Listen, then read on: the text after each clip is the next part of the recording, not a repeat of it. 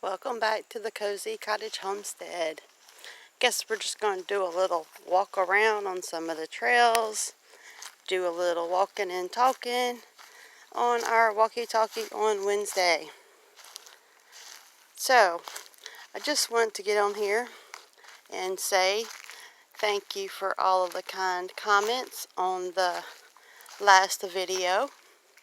And just so you know, I was not picking on anyone on how they say pecan or pecans. It always amazes me sometimes.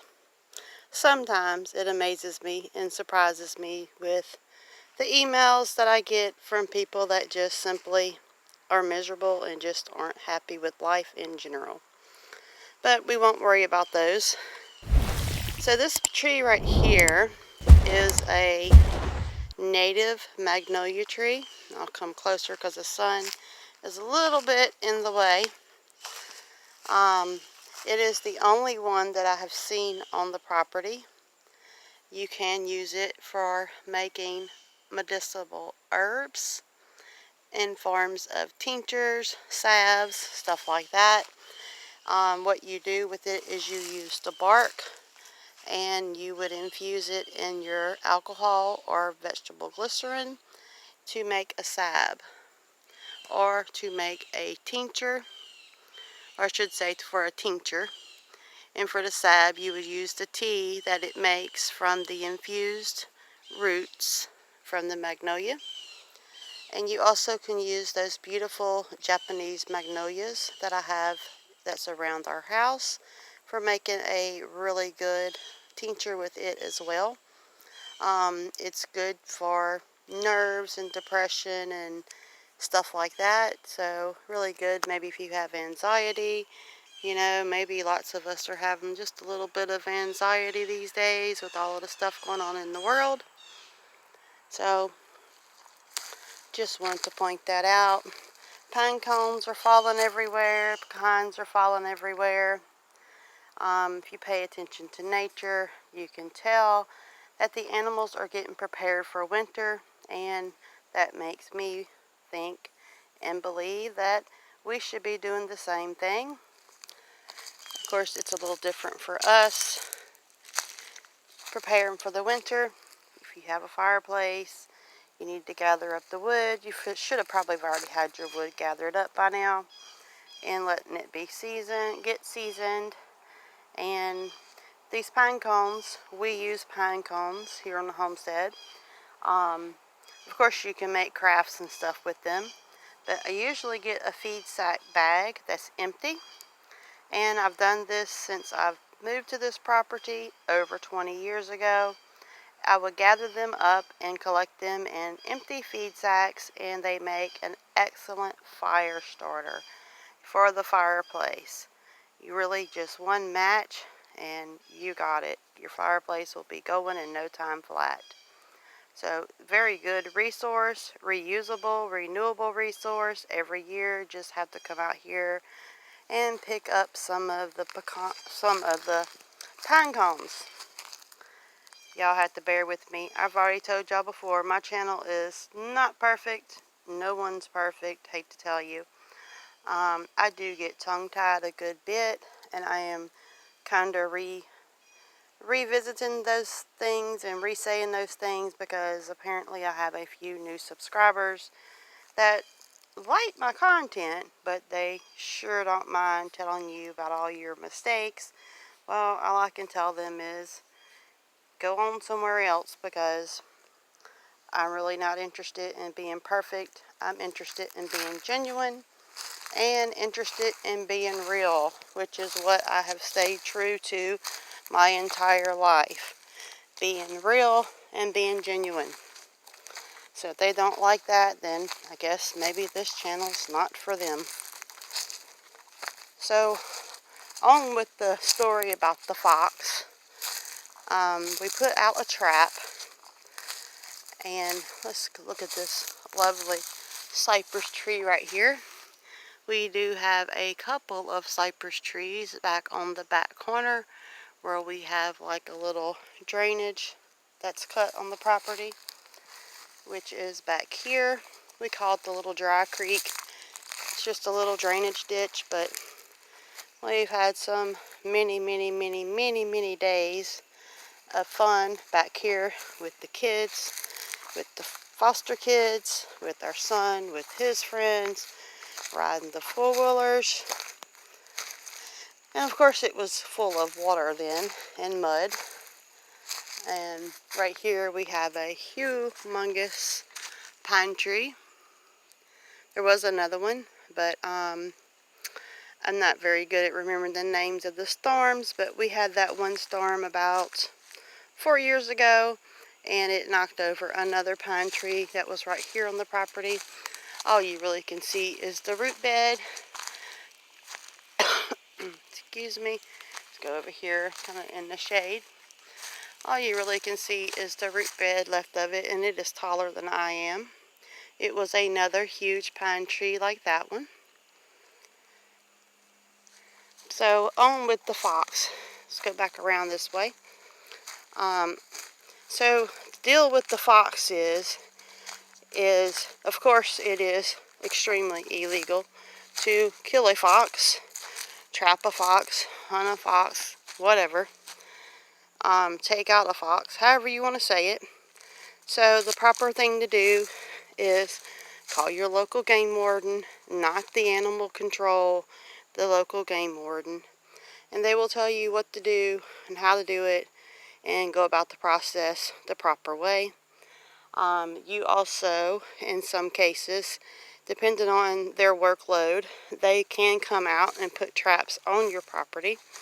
And they'll come out and check them, or you can let them know if there is anything in those traps, or you can trap them yourself and call them after you have one trapped, and they will come do whatever they do with the foxes. You would like to think that they relocate them to a place where they are not a nuisance to a homestead or a family farm, people that's raising animals, stuff like that.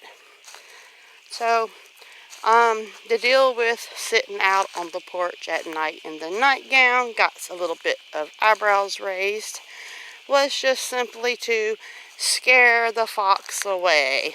Ha ha ha. Everyone thinks they're so smart, they're so intelligent, and you know, everybody wants to find somebody doing something wrong, and blah blah blah blah blah blah blah. So, you know, until we got the traps set, that was the first thing that we were able to do, was simply just let off a couple of rounds to scare the fox away. And for those that don't know, until you actually have a homestead and you have animals and you raise animals, yes, foxes are absolutely gorgeous out in nature. So are raccoons and other animals. But if you've ever seen them get a hold to your farm animals and just shred them to nothing, and all the devastation, just pure terror for you, for the animals, horrible, you know, for years and years and years and years. The animals were safe, nothing bothered them, no predators. So until you know, you don't know. And not only that, sadly, this is the first time in a long time I've had to put something on my grocery list. As you know, we cannot produce absolutely everything that we grow here on the homestead. And it was actually, I don't know, it just felt strange. I'm trying to zoom in on a cypress knee. It is right there amongst some of the blackberry briars. There are a couple of cypress here on the property, so we have some knees. And then right here is why, because there is another beautiful, gorgeous cypress tree. And that thing is so straight and so tall.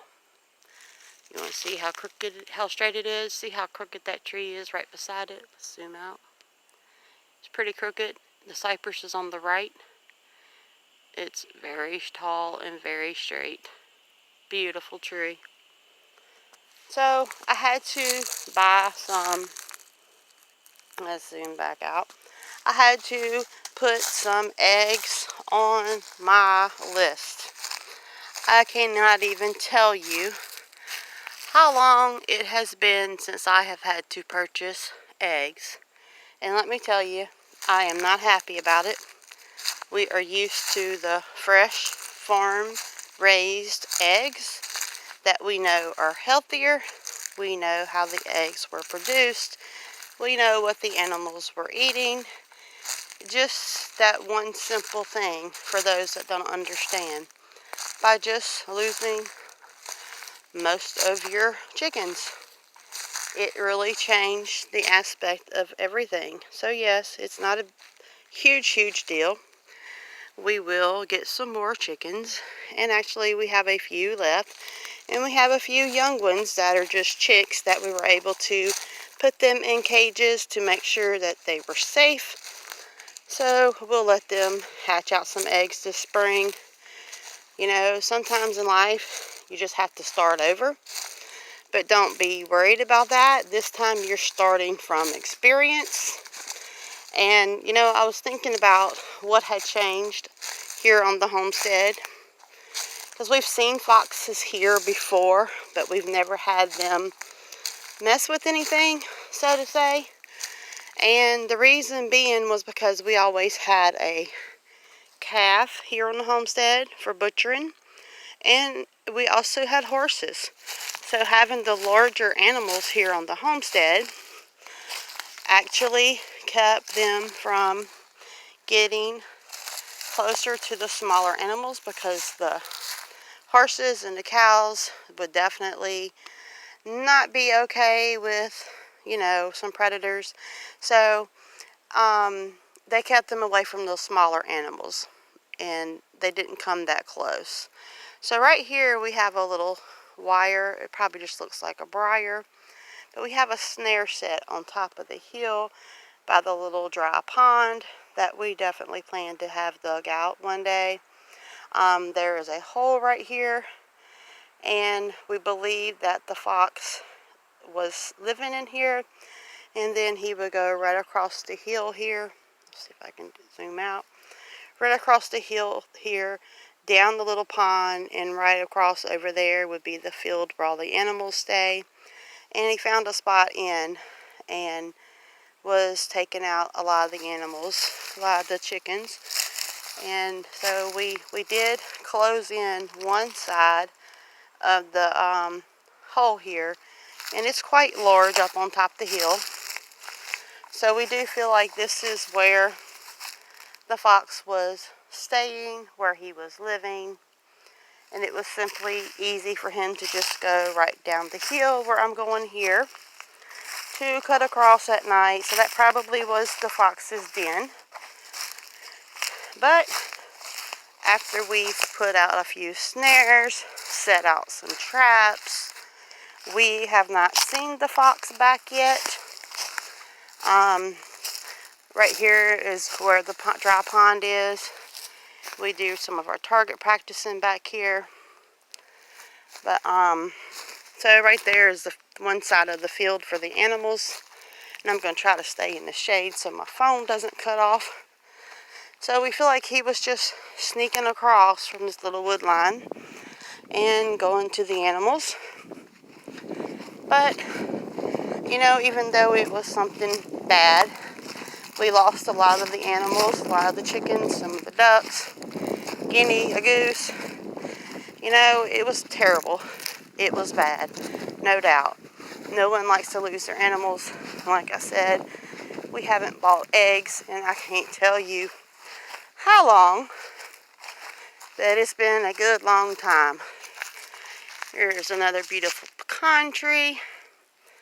So we set out a lot more deer cameras and stuff like that to try to see when this fox is coming and going. Of course, we would be looking all the time at night with spotlights, excuse me, just to try to scare him away. So back here is two back gates. One goes into the pig pasture and the buck pen, and then this one goes to the barn where the lavender chickens, some of the ducks, and the girl goats are at.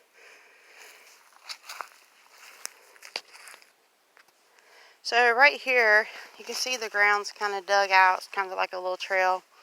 So the fox was going in under the fence right here because it is square wire, and it was small enough to where it could not get through it.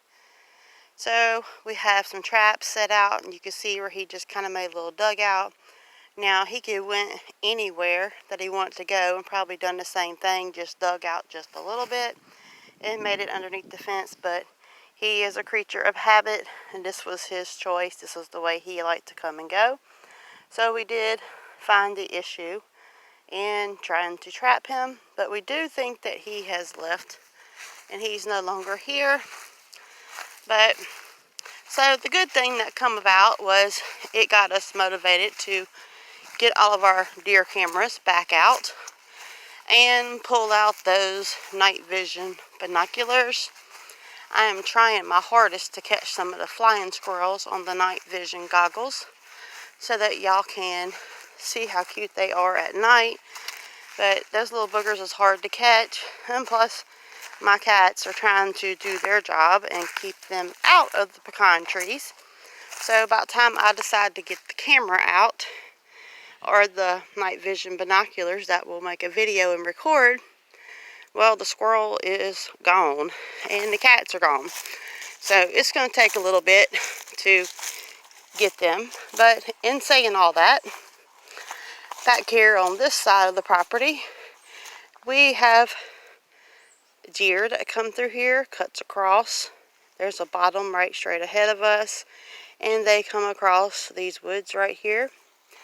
And we do have a deer stand up. I'm looking for it.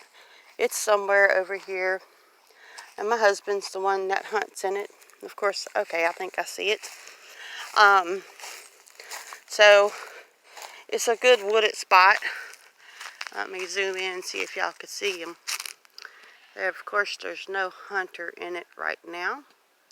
And I do not feel safe about climbing up in a deer stand myself. But I do have a blind, and that's just simply because of my low back and my neck issue. I cannot afford to have any accidents, and just getting up and down is potentially a risk fall factor for me with the nerve damage. But I do have a blind that I hunt in now, so I'm still able to hunt, just have to do it a little bit different. But on the camera, I won't point out where they are because there are quite a few. You probably already would have seen them if they wouldn't have been blended in. We have seen quite a few deer here on the property. So I think while the guy folks are at work and I'm home on the homestead doing what I do, I'm going to start slipping out here in my little blind and see if this old girl can't get a buck. Not in the back of the truck, but I'll haul it out on my four-wheeler. It's not quite gun season yet. I used to be okay with archery hunting, but again, I had to make adjustments because the nerve damage in my arms does not allow for me to have that type of strength in my arms like I used to have. So nevertheless, I will still find a way to be able to go hunting, and it's such a blessing having the ability and the means and the gumption and the know-how and the want to try to hunt, not as a competition thing. The man folks here know that, but just simply as I have the time and I have the opportunity. So I'll do my best on the days that I feel all right, see what we can get established and see if we can take care of something that's going to help put some meat in our freezer.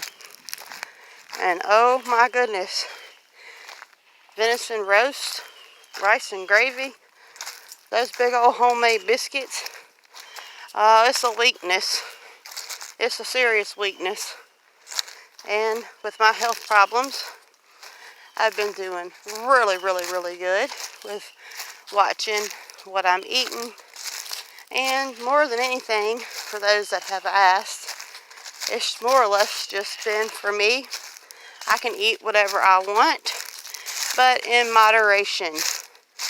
Moderation is the key, people.